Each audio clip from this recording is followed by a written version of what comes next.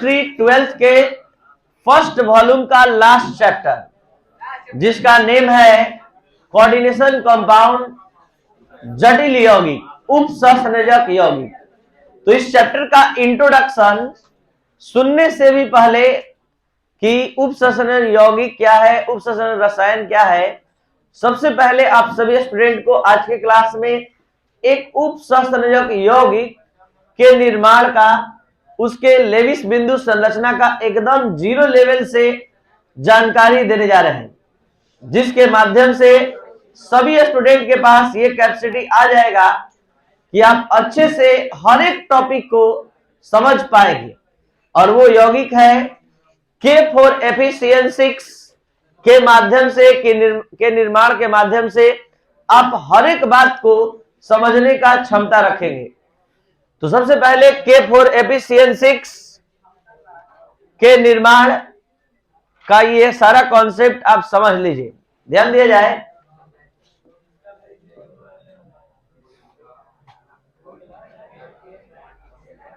K4FeCN का whole 6, इस compound में जो एटम प्रेजेंट है वो है potassium, carbon, nitrogen, iron. Potassium का 19 2881, कार्बन 6 24, नाइट्रोजन 7 25, आयरन 26 के अकॉर्डिंग आप पहले इसको सबसेल मेथड से लिखवाएंगे 1s2 2s2 2p6 3s2 3p6, यहां तक टोटल इलेक्ट्रॉन 18 हो गया। 3p6 के बाद 4s2 3d6, यहां 20 और 6 26। तो इन सभी का कॉन्फ़िगरेशन को ध्यान में रखते हुए हम लोग K4FeCN के होल 6 को निर्मित करेंगे। तो यहां पर सबसे पहले हम इसको तोड़कर दिखा रहे हैं कि ये टूटता कैसे है। तो आप सभी स्टूडेंट सीख लीजिए, पोटेशियम के बाह्यतम कक्ष में एक इलेक्ट्रॉन होता है, तो एक पोटेशियम एक इलेक्ट्रॉन का त्याग करेगा, तो ये K+ आयन का निर्माण करेगा और ऐसे पोटेशियम 4 है, और ये अपना 4 इलेक्ट्रॉन का पूर्ण रूप से त्याग करके अष्टक प्राप्त करेगा। तो यहां पर इस 4 इलेक्ट्रॉन को ग्रहण करेगा हेक्सासाइनोफेरेट आयन। हेक्सासाइनोफेरेट आयन इसका जटिल भाग है ये वाला, और ये 4- कहां से आया, यही 4+ लॉस किया है। अब इसका पूरा फॉर्मेशन, पूरा निर्माण कैसे हुआ, एकदम बारीकी से हम हर एक बात को समझाने जा रहे हैं। केवल आप ध्यान लगाइए, मन लगाइए, फिर आप देखिएगा 15-20 मिनट में सब कोई को इस चैप्टर से एक कैपेसिटी में, एक क्षमता में समझ में आएगा। बस थोड़ा सा एक काम करना है, जो अभी 5 मिनट में 10 बार बोल दिए कि ध्यान दीजिए। फिर भी 2-3 स्टूडेंट बहुत सारे चैनल का न्यूज लाए हैं जो सुना रहे, तो आप थोड़ा सा ध्यान इधर लगा दीजिएगा, तो 15 मिनट में जो आप लिखे हैं वो याद रहेगा। और आगे 2 दिन का पढ़ाई भी आज ही के पढ़ाई पर आधारित है, जो आपको याद नहीं करना पड़ेगा, नहीं तो सब कुछ रटना पड़ जाएगा और यहां से आपको बहुत अच्छा लगेगा समझने में केमिस्ट्री। ध्यान दिया जाए, 4K+ और यहां FeCN का होल 6 का लेविस बिंदु संरचना आपके सामने बनने जा रहा है। केवल CN पर अपना ध्यान केंद्रित कीजिए। C के बाह्यतम कक्ष में 4 इलेक्ट्रॉन, नाइट्रोजन अपने साथ 5 इलेक्ट्रॉन लेकर आएगा। तो नाइट्रोजन अपने साथ 5 इलेक्ट्रॉन देखिए लेकर आ गया। ये 5 इलेक्ट्रॉन नाइट्रोजन का अपना है, ठीक है, और कार्बन 4 लाया। तो क्या देख पा रहे हैं आप, किसका अष्टक पूरा है, नाइट्रोजन का अष्टक पूरा हो गया, लेकिन कार्बन का अष्टक। तो यहां प्रत्येक साइनाइड आयन में एक अतिरिक्त इलेक्ट्रॉन अष्टक पूरा करने के लिए चाहिए। और बाहर से हम एक इलेक्ट्रॉन इसको दे रहे, तो हम इस तरह से सभी साइनाइड में C और N का अष्टक पूरा कर पाएंगे। तो ध्यान दीजिए, N अब खुद अष्टक पूरा कर लिया था, C का गिनने पर 7 हो रहा था, तो एक बाहर से दिए तो बाहर से इलेक्ट्रॉन देने पर क्या आता है, -4 जाता है। तो ऐसा ऐसा साइनाइड कितना है टोटल, 6। तो सभी साइनाइड को एक एक इलेक्ट्रॉन अलग अलग से चाहिए, तो टोटल कितना इलेक्ट्रॉन बाहर चाहिए, 6। उसमें से पोटेशियम कितना लॉस करेगा, तो 2 इलेक्ट्रॉन कोई धात्विक परमाणु और जो इसमें वर्तमान है आयरन, वो लॉस करेगा, तब जाकर उसका भरपाई हो पाएगा। तो यहां पर Fe अपना 2 इलेक्ट्रॉन त्याग करेगा और पोटेशियम 4, तो 4 और 2 कितना हो गया। अब आप समझ सकते हैं कि प्रत्येक साइनाइड आयन का अष्टक कैसे पूरा होता है, क्योंकि उसको चाहिए, प्रत्येक साइनाइड को एक इलेक्ट्रॉन चाहिए, और ऐसा साइनाइड कितना है, 6 है।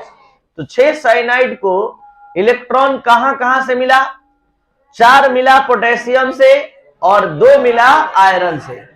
तो इस तरह से पोटेशियम का, कार्बन का और नाइट्रोजन का सबका अष्टक पूरा हो गया। अब कोई है जिसका अष्टक नहीं पूरा है, तो वो है लोहा, आयरन। अब आयरन का अष्टक कैसे पूरा हो रहा है, ये आप सभी स्टूडेंट देख लीजिए। ये आयरन इससे कोऑर्डिनेट बॉन्ड, उप सहसंयोजक बंधन बनाकर अपना अष्टक पूरा करता है। कैसे पूरा करता है ये भी देख लीजिए। आयरन के पास कुल कितना इलेक्ट्रॉन था, 26, 2 इसने लॉस कर दिया।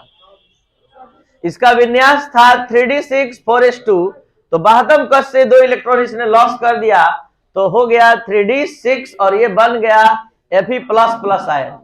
और अब इसका इलेक्ट्रॉन गिनिएगा तो 18 और 6 24। अब एक एक जोड़ा इलेक्ट्रॉन इस सब से ग्रहण किया है, तो ग्रहण किया है तो 24 और 12 टोटल कितना हो गया, 36। और 36 किसका इलेक्ट्रॉनिक विन्यास होता है, क्रिप्टन, एक नोबेल गैस है, ये नोबेल गैस के बराबर पूरा कर लिया। इस तरह इस यौगिक में वर्तमान प्रत्येक तत्व, चाहे वो पोटेशियम हो, कार्बन हो, नाइट्रोजन हो या फिर आयरन हो, सबने अपना अष्टक पूरा किया। यहां आपको एक चीज और समझना है कि इस यौगिक में पोटेशियम एक इलेक्ट्रॉन त्याग करके आर्गन के बराबर पूरा किया, और यहां पोटेशियम और इस 2 आयन के बीच, मतलब हेक्सासाइनोफेरेट आयन के बीच, पोटेशियम और हेक्सासाइनोफेरेट आयन के बीच विद्युत संयोजक बंधन है। इसने 4 इलेक्ट्रॉन का लॉस किया और 4 इलेक्ट्रॉन इसने गेन किया, तो ये विद्युत संयोजक बंधन किसके किसके बीच बना, पोटेशियम और हेक्सासाइनोफेरेट आयन के बीच। सहसंयोजक किसके बीच बना, तो कार्बन और नाइट्रोजन के बीच। ये जो देख रहे हैं ट्रिपल कोवैलेंट बॉन्ड, ये कार्बन नाइट्रोजन सहसंयोजक बंधन बनाया है। और आयरन और साइनाइड आयन के बीच उप सहसंयोजक बंधन। मतलब कुल मिला जुलाकर आप एक ऐसे यौगिक का अध्ययन करने बैठे हैं जिसमें तीनों बॉन्ड है, विद्युत संयोजक, सहसंयोजक, उप सहसंयोजक। तो विद्युत संयोजक इस दोनों के बीच, सहसंयोजक C और N के बीच, और उप सहसंयोजक CN और Fe के बीच। अब आपको बता दे कि यहां पर जो -4 देख रहे हैं, यहां पर इसमें से हम इसको निकाल रहे हैं, तो देखिए एक प्लस और एक प्लस एक माइनस कट गया। यहां से देखिए एक माइनस और कैंसिल कर दिए एक प्लस, तो बच गया कितना माइनस, 4 माइनस। तो इस 4 माइनस को हम अब बाहर लिखेंगे। तो बाहर लिखेंगे इस चारों माइनस को, 2 इसी तरह कट गया, ये 2 प्लस और 2 माइनस, बचा 4 माइनस। इस 4 माइनस को हम अब स्क्वायर ब्रैकेट के बाहर लिखेंगे। ये आ गया अब स्क्वायर ब्रैकेट के बाहर। तो कैसे इस पर 4 माइनस होता है आप समझ गए। अब आपके पास इतना क्षमता हो गया है, केवल मात्र इसके निर्माण फॉर्मेशन को देखने के बाद आप खुद देखिए, जैसे ही परिभाषा सुनेंगे सब कुछ फिगर आपके दिमाग में बनेगा। लेकिन उससे पहले आपको 4-5 और जटिल यौगिक हम थोड़ा दिखा दे। ये एक जटिल यौगिक था K4FeCN का होल 6 एक जटिल यौगिक था। और भी जटिल यौगिक थोड़ा देख लीजिए, CONH3 का होल 6 Cl3, NiNH3 का होल 6 Cl2, FeCO का होल 5, NiCO का होल 4। अब आप सभी स्टूडेंट सबसे पहले जटिल यौगिक का परिभाषा इसको देखते हुए सुनिए। वैसे यौगिक जिसमें केंद्रीय धात्विक आयन बहुत सारे उदासीन या धनात्मक या ऋणात्मक समूहों द्वारा जुड़ा होता है या उप सहसंयोजक बंधन का निर्माण करता है, उप सहसंयोजक यौगिक कहलाते हैं। ये उप सहसंयोजक यौगिक आप देख सकते हैं, यहाँ K4FeCN का होल 6 भी है, CONH3 का होल 6 Cl3 भी है, FeCO का होल 5 भी है। तो ये सभी उप सहसंयोजक यौगिक है और इन सभी यौगिकों का अध्ययन केमिस्ट्री के जिस ब्रांच में, जिस शाखा में करते हैं उसको हम उप सहसंयोजन रसायन कहते हैं। The branch of chemistry in which study about complex compound और coordination compound is called coordination chemistry. रसायन विज्ञान की वह शाखा जिसके अंतर्गत हम लोग जटिल यौगिकों का, जटिल आयनों का, कॉम्प्लेक्स का, उप सहसंयोजक यौगिकों का अध्ययन करते हैं, उप सहसंयोजन रसायन कहलाता है। अब हम बात करते हैं इस पूरे चैप्टर के बेसिक नॉलेज का जो देने जा रहे हैं, क्योंकि अब हम आप में वो क्षमता भर चुके हैं कि अब आप एक एक बात, हर एक टर्म समझने के लायक हो गए हैं। और ये टर्म है, देखा जाए ये टर्म ये है एक जटिल यौगिक जिसको आप देख सकते हैं। ये जटिल यौगिक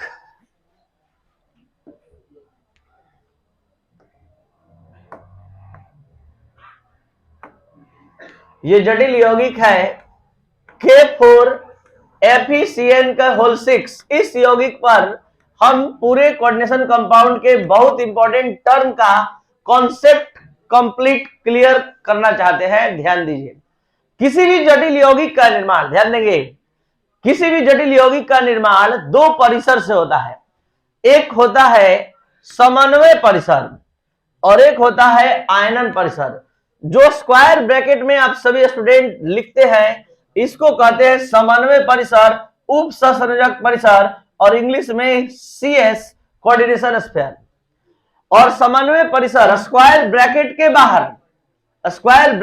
बाहर जो स्थित होता है वो आयनन परिसर होता है, यानी IS होता है। IS आयनन परिसर, इंग्लिश में इसका फुल फॉर्म आयनाइजेशन स्फीयर। तो जो स्क्वायर ब्रैकेट में होता है उसको तो तुरंत पहचान लेंगे, समन्वय परिसर, उप सहसंयोजक परिसर, और उसके बाहर जो होगा वो आयनन परिसर। अब आइए, समन्वय परिसर में भी दो रासायनिक समूह होता है। एक होता है केंद्रीय धात्विक परमाणु। केंद्रीय धात्विक परमाणु को सेंट्रल मेटालिक एटम कहते हैं और उसके साथ जो जुड़ा होता है, उसके चारों ओर जो स्थित होता है उसको बोलते हैं संलग्नी, और संलग्नी को इंग्लिश में लिगेंड्स बोलते हैं। और उप सहसंयोजक परिसर में केंद्रीय धात्विक परमाणु के साथ, उप सहसंयोजक परिसर में केंद्रीय धात्विक परमाणु या आयन के साथ संलग्नी जितनी संख्या में कोऑर्डिनेट बॉन्ड का निर्माण करता है उसे कहते हैं कोऑर्डिनेशन नंबर, उप सहसंयोजन संख्या। तो ये है आयनन परिसर, ये है समन्वय परिसर, ये है केंद्रीय धात्विक परमाणु और ये है संलग्नी। ये है संलग्नी की संख्या या उप सहसंयोजक बंधन की संख्या, जिसको बोलते हैं उप सहसंयोजन संख्या। ठीक है, तो यहां पर आप जो 6 टर्म समझे इसको एकदम रिफ्रेश कर लीजिए बढ़िया से और जवाब दीजिए। जल्दी जल्दी बताना है, सभी टर्म के बारे में इस यौगिक में बताना है। इस बार जल्दी से बताइए, इसमें आयनन परिसर में कौन है? Cl, chlorine. ये नहीं दिमाग में रखना है कि आयनन परिसर हमेशा बाएं होता है, ये दाएं भी हो सकता है। ये ध्यान रखना है कि जो स्क्वायर ब्रैकेट में होता है उसको समन्वय परिसर कहते हैं। जल्दी से बताइए इसमें संलग्नी कौन है? NH3। कौन केंद्रीय धात्विक परमाणु है? CO। कोऑर्डिनेशन नंबर कितना है? 6। Coordination number 6। और समन्वय परिसर में कौन कौन स्थित है? Cobalt and NH3। FeCO का होल 5। जल्दी से बताया जाए इसमें संलग्नी कौन है? Carbon monoxide. कोऑर्डिनेशन नंबर कितना है? 5। ठीक है। और इसमें आयनन परिसर में कौन है? कोई नहीं। आयनन परिसर में कोई रासायनिक समूह इसमें नहीं है, यानी इसका प्रति आयन कोई नहीं है, ये डायरेक्ट कॉम्प्लेक्स के फॉर्म में है। और यहाँ केंद्रीय धात्विक परमाणु कौन है? Fe। कोई दिक्कत? तो यहां आपने इसमें समझा। अब आइए FeC2O4 का होल थ्राइस 3-। यहां ध्यान देंगे केंद्रीय धात्विक परमाणु कौन है? Fe। और संलग्नी C2O4 ऑक्जेलेट आयन इसको बोलते हैं। ऑक्जेलिक एसिड में से 2 हाइड्रोजन डालने पर ऑक्जेलेट आयन बनता है। ये C2O4 ऑक्जेलेट आयन के नाम से जाना जाता है। और भी 1-2 देख सकते हैं। NiCO का होल 4। जल्दी से बताना है इसमें केंद्रीय धात्विक परमाणु, संलग्नी, कोऑर्डिनेशन नंबर, आयनन परिसर में कौन है? कोई नहीं। समझ में आ रहा है? तो ये था आपका इंट्रोडक्शन क्लास। अब इसको अच्छे से एकदम एक सिस्टम में जरा समझ लीजिए। सबसे पहले आपने समझा कि उपसंचरण रसायन क्या है, फिर उपसंचरण यौगिक क्या है। अब एक इंपॉर्टेंट डिफरेंस जो आपके बोर्ड एग्जाम में बार बार आ रहा है, और वो डिफरेंस है द्विक लवण एवं जटिल लवण में अंतर। आपको बता दे कि जटिल लवण और द्विक लवण, जटिल लवण और द्विक लवण में पहले जटिल लवण के बारे में जाना जाए। जो जटिल यौगिक होता है वही जटिल लवण होता है। तो जटिल लवण और द्विक लवण में अंतर जानने से पहले थोड़ा सा जान लीजिए कि लवण 4-5 प्रकार का होता है। अम्लीय लवण, भस्मीय लवण, उदासीन लवण, द्विक लवण, जटिल लवण। तो दोनों का पहले पहचान बताते हैं कि आज के बाद आप सभी स्टूडेंट कभी कंफ्यूज नहीं होंगे। जटिल लवण में निश्चित स्क्वायर ब्रैकेट आएगा, और द्विक लवण में नाम है द्विक। ध्यान दीजिए, द्विक लवण मतलब 2 लवण एक साथ होगा। जैसे कि एग्जांपल दे रहे हैं, पोटेशियम मतलब फिटकिरी, potassium sulphate, aluminium sulphate, hydrate 24H2O। ये है फिटकिरी का फॉर्मूला। और इस फिटकिरी को अगर आप जल में घोल देंगे तो ये अपने अवयवी आयनों में टूट जाता है। यानी K2SO4 टूट जाता है कैसे? 2K प्लस SO4 Al2SO4 का whole thrice 2Al plus plus plus 3SO4 minus minus. तो यहां एक इंपॉर्टेंट डिफरेंस है, जरा आप सभी स्टूडेंट समझ लीजिए ध्यान से। वो डिफरेंस है कि द्विक लवण और जटिल लवण में क्या अंतर है। तो सबसे पहला अंतर कि अगर जटिल लवण को आप जल में घोलेंगे तो ये अपने अवयवी आयनों में वियोजित नहीं होगा। जटिल लवण अपने जटिल भाग को कभी वियोजित नहीं करता है। ज्यादा से ज्यादा 4K प्लस और FeCN का होल 6 4 माइनस में टूट जाएगा। FeCN वाला भाग नहीं टूटेगा। और जबकि एक द्विक लवण को जो ही जल में घोलेंगे, आप फिटकिरी को जल में घोलते हैं, आपको अच्छे से पता है कि वो घुल जाता है। घुल जाना मतलब उसके आयन का वियोजित हो जाता है। तो जटिल लवण और द्विक लवण में मुख्य अंतर, यह अपने अवयवी आयनों में वियोजित हो जाता है, यह अपने अवयवी आयनों में वियोजित। दूसरा, जटिल लवण अपने अवयवी आयनों के भौतिक या रासायनिक गुण को प्रदर्शित नहीं करता है, जबकि द्विक लवण ये अपने अवयवी आयनों के भौतिक या रासायनिक गुण को प्रदर्शित करता है। उसके बाद तीसरा मुख्य अंतर जरा ध्यान देंगे, जटिल यौगिक में पूरे जटिल भाग को एक साथ लिखा जाता है, एक साथ कर बल्कि जटिल भाग को स्क्वायर ब्रैकेट में लिखा जाता है, और द्विक लवण में पूरे लवण को, जितने तरह के लवण होते हैं सब एक साथ लिखे जाते हैं। उसमें कहीं अंतर नहीं किया जाता है क्योंकि वो अपने अवयवी आयनों में पूरा पूरा वियोजित हो जाते हैं। और ये जटिल भाग स्क्वायर ब्रैकेट में लिखने का अर्थ है कि ये वाला भाग ये अपने जलीय घोल में वियोजित नहीं होता है। तो ये था आपका इंट्रोडक्शन क्लास, परिचय। थोड़ा सा और इसमें जानना है कि आप लोग अभी जाने कि कॉम्प्लेक्स संकुल जो होता है क्या होता है। तो देखिए संकुल यही होता है जो आप अभी अध्ययन किए जस्ट, इसे ही संकुल कहते हैं। यही संकुल है, इसी से परिभाषा लिखवा है।